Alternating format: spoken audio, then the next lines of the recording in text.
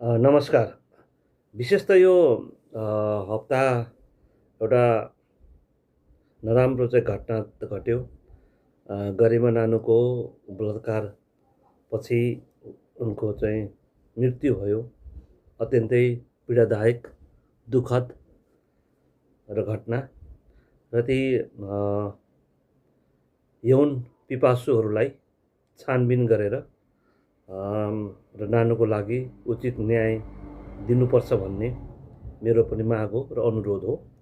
र विशेष गरी यो बलात्कार सम्बन्धी यही नै कारणले मान्छेहरूले बलात्कार गर्छ भन्ने चाहिँ छैन।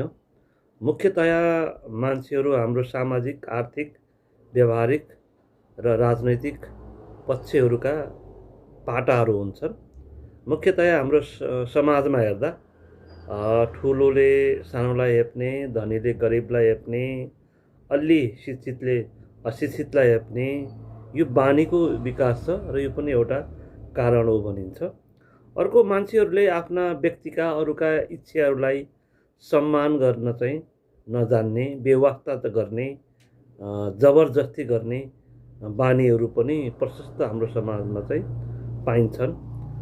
अर्को पोइन्ट भनेको चाहिँ लैङ्गिक असमानता एकदमै प्रमुख कारण हो भने त्यसबाहेक हिंसात्मक वातावरणमा चाहिँ हुर्केको मान्छेहरू हुन्छ के आफ्नो घर परिवार टोल छिमेक अलिकति हिंसात्मक कार्यहरूमा खालको वातावरण चाहिँ त्यो टोल छर छिमेकमा छ भने पनि यस्ता खालका घटनाहरू चाहिँ लाई प्रेरित गर्दछ भने त्यसपछि के हो भने लागु औषधहरूको चाहिँ प्रयोग गर्ने, मदिराहरूको चाहिँ प्रयोग गर्ने, गाँजा चरेस भाङहरू खाने, चुरोट खाने, सामाजिक मर्यादाहरू कायम नगर्ने खालको बानी समाज र त्यही खालको चाहिँ परिवेश छ भने चाहिँ त्यस्ता खालका कुराहरूले पनि त्यो चिजप्रति चाहिँ उत्प्रेरित चाहिँ गर्छ भने।